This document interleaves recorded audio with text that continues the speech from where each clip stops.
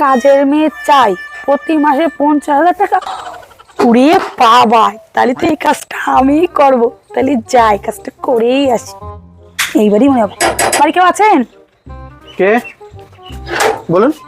বলছি স্যার, আপনাদের কাজের মেয়ে দরকার। হ্যাঁ হ্যাঁ, তাই তো। আর মাইনে 50,000 টাকা দেবেন? হ্যাঁ হ্যাঁ, নিশ্চয়ই দেবো। বলছি এই কাজটা না আমি করতে চাই। তাহলে ডেমো দেখান। ঠিক আছে, চলেন। আচ্ছা।